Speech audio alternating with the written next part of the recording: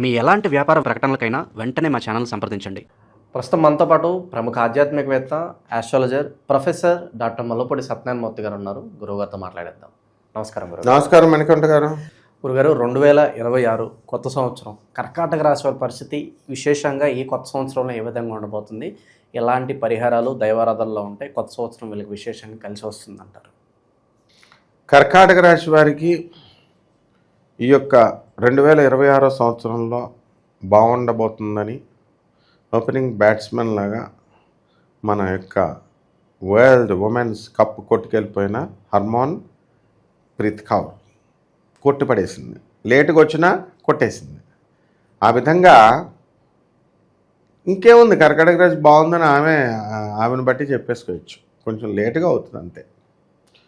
కర్కాటక రాశి వారికి ఉన్న గ్రహస్థితిని బట్టి శని వక్రించి మీనరాశిలో, రాహువేమో కుంభరాశిలో, కేతువు సింహరాశిలో, గురుడు కర్కాటక రాశిలో ఉన్నాడు.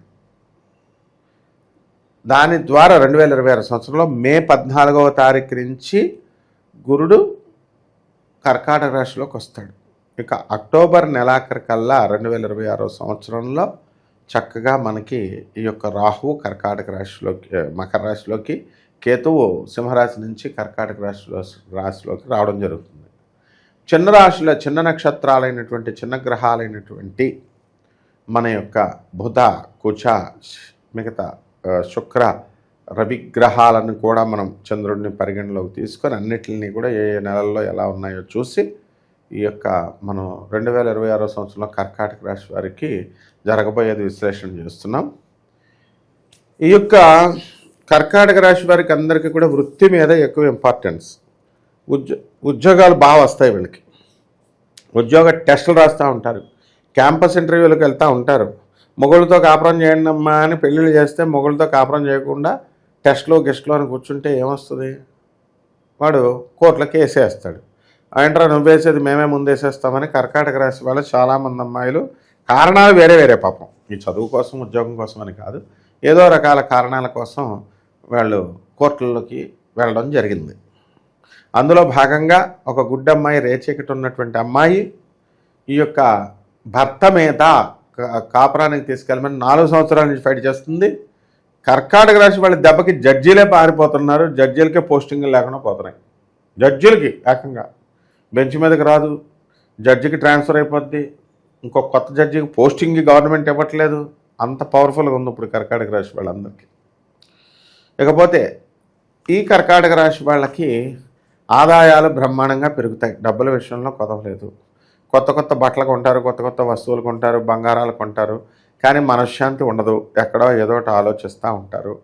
అష్టమ రాహు దానికి కారణము సూచిస్తుంది. వీళ్ళు బాధపడతారని అష్టమ రాహు సూచిస్తుంది. అంతేగాని అష్టమ రాహు ఉన్నాడు కాబట్టి వీళ్ళు బాధపడడం కాదు. జాతకం అనేది సూచన. అలాగే ఈ యొక్క కర్కాటక రాశి వాళ్ళకి అందరికీ కూడా మనకి త్వరలో సప్తమ స్థితిగతుడు అవుతున్నాడు అక్టోబర్ నెల 2026 సంవత్సరంలో. అప్పుడు భర్తలతో వితండవాదాలు ఇవన్నీ కూడా చేయడం జరుగుతుంది కొంతమంది. ఇక శుభకార్యాలు వీళ్ళింట్లో ఏమైనా జరుగుతాయంటే జరుగుతాయండి. శోభన కార్యక్రమాలు పెళ్ళైన తర్వాత జరుగుతాయండి అంటే జరుగుతాయి. మే నెలలో, తర్వాత ఈ యొక్క అక్టోబర్ నెలలో 2026లో జరుగుతాయి. ఏమన్నా కొత్తగా మనవాళ్ళు పుడతారంటే పుట్టక చేస్తారా? పెళ్లి చేసిన తర్వాత, మీటింగ్ చేసిన తర్వాత పుట్టరా ఎక్కడన్నా? సో ఈ ప్రపంచమే ఈటింగ్ అండ్ మీటింగ్. పిల్లల కోసం ఏం భయపడక్కర్లేదు వీళ్ళు. కాబట్టి ఖచ్చితంగా పిల్లలు కూడా సంతానం అనేటటువంటిది పుడుతుంది. ఇకపోతే ఈ కర్కాటక రాశి వాళ్ళకి మంచి పేరు ప్రతిష్టలు తెచ్చుకోవాలని ఉంటుంది. పేరు ప్రతిష్టలు అనేటటువంటివి అవి శాశ్వతం కాదు, దాని మీద మక్కువ ఉండకూడదు, అవి చాలా డేంజర్. కాబట్టి వీళ్ళకి ఏం పర్వాలేదు, వస్తాయి. అయితే ఈ కర్కాటక రాశి వాళ్ళకు కూడా వీళ్ళు కొంతకాలము అక్టోబర్ నెలలో బ్లేమ్ చేయబడతారు. కాబట్టి ఈ యొక్క అస్సలు అందులో డౌట్ లేదనమాట. సెప్టెంబర్ 7వ తేదీన చాలామంది కర్కాటక రాశి భర్తలు మరి వాళ్ళ కనుక అక్రమ సంబంధాలు అనేటటువంటివి ఉన్నవాళ్ళు వదులుకోకపోతే కనుక వీళ్ళందరినీ కూడా వేరే స్త్రీలు వచ్చి ప్రలోభ పెట్టడానికి అవకాశాలు ఉన్నాయి. ఏంటంటే బాబు డేట్ తారీఖుతో చెప్తున్నారంటే మన నాసా టెక్నాలజీ. ఇది అర్థం కానిటువంటి జనాలు ఫస్ట్ నవంబర్ 2025 నుంచి సత్యయుగం స్టార్ట్ అయిపోయిందండి అంటే పోతులూరు వీరబ్రహ్మేంద్ర స్వామి వారు వీళ్ళంతా కరెక్ట్లు చెప్పరా? కాబట్టి ఏదైతే గురువు చెప్తాడో దైవజ్ఞుడు చెప్తాడో, దైవజ్ఞుడు అంటారు మనల్ని. దైవజ్ఞుడు అంటే బ్రహ్మ పోస్ట్ ఇచ్చి కూర్చోరా బాబు చెప్పు అని. తప్పులు చెప్తే నరకాన్ని తీసుకుపోతాడు, ఎముడు ఉతికి పడేస్తాడు మమ్మల్ని. ఈ పాయింట్ జనాలకు తెలియదు. తప్పులు చెప్తున్నామో అనుకుంటారు వీళ్ళు, సరదాగా చెప్తున్నామో అనుకుంటారు. ప్రతి జ్యోతిష్కుడిని తోలు తీసేసి ఉతికేస్తాడు పైన రాంగులు చెప్తే. కాబట్టి సహృదయంతో ప్రజలు అర్థం చేసుకోవాలి.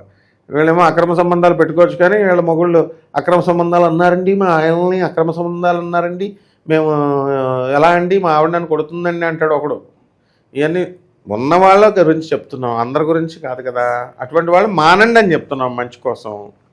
మానితే మంచిది. చక్కగా మీ పిల్లలంతా కూడా సంతోషిస్తారు. చాలా తర్వాత కలబంద కూర వేసి వండి పెడతారు, కలబంద ఇవన్నీ కూడా. సో ఈ యొక్క రాశి వారంతా కూడా సినిమాలకి, షికార్లకి, బంధువులతో హ్యాపీగా ఉండడాలు ఇవన్నీ కూడా జరుగుతాయి. అయినప్పటికీ కూడా మే 14వ తారీఖు 2025 సంవత్సరం వరకు ఏదో కోల్పోయినట్టుగా వాళ్ళు ఆలోచనలో ఉంటారు. కొత్త కొత్త పరిచయాలు ఏర్పడతాయి, కొత్త కొత్త ప్రాజెక్ట్స్ టేకప్ చేస్తారు, కొత్త కొత్త ఉద్యోగాలు, కొత్త కొత్త ఇంటర్వ్యూలు, అన్నీ కొత్త. ఇంకేంటి సూపర్. ఉన్న పాత మొగుడిని బాధపెట్టడం తప్ప కోర్టులో వేసేసి అదొక్కటే వీళ్ళు చేసేది, పాత మొగుడిని.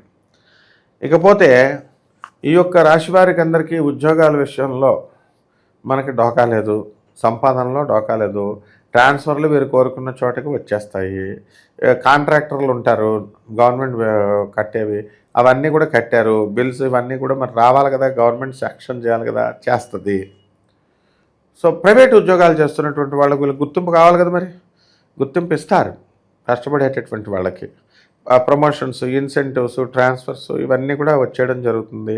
ఓల్డ్ పెన్షనర్లు కూడా ఇంట్లో పడుకోకుండా వచ్చి తమ పిల్లల్ని చాలా బాగా చూసుకోవాలని చెప్పేసి, అరే బతకవే ముసలోళ్ళారా అని చెప్పేసి, మీ ఆయన కూడా చచ్చిపోయి ముసలిదానం బతుకు అని చెప్పి కొంత ఇస్తే అది తాగట్టెట్టేసి మిగతా గవర్నమెంట్ ఎంప్లాయీస్ అందరినీ ఇబ్బంది పెట్టేసి తీసుకెళ్ళి వాళ్ళ చేత తాగట్టు పెట్టించేసి సాక్షి కింద పెట్టేసి ఇవన్నీ అవసరమై ముసలోళ్ళకి అన్ని పిల్లలకి ఇప్పించేసి ఆ పిల్లలేమో టైంకి కట్టరు. దాంతో పాపం మళ్ళీ ముసలోళ్ళ ఇబ్బంది. ఆ షూరిటీ సంతకం ఏం నమ్ముకొని పెట్టిన వాళ్ళకి వాళ్ళకి కోర్టు నోటీసులు వచ్చేస్తాయి. ఈ విధంగా కర్కాటక రాశి వాళ్ళతో మనం కనుక దోస్తానా చేస్తే సెక్యూరిటీలు పెట్టకూడదు. ఈ నెలలో మనం ఈ సంవత్సరంలో పెడితే మాత్రం మనం కోర్టుల చుట్టూ తిరగాలి. ఇక పరిహారాలు అడుగుతావు నువ్వు. ఈ పరిహారాలు అడిగే ముందు మనం ఏం చేద్దామంటే ఫస్ట్ ఇవి ఏమిటవి, మనకి ఇవన్నీ గోచార రీత్యా జరిగేవి కాబట్టి స్కెలిటన్ ఐడియాగా మనం చెప్తున్నాము.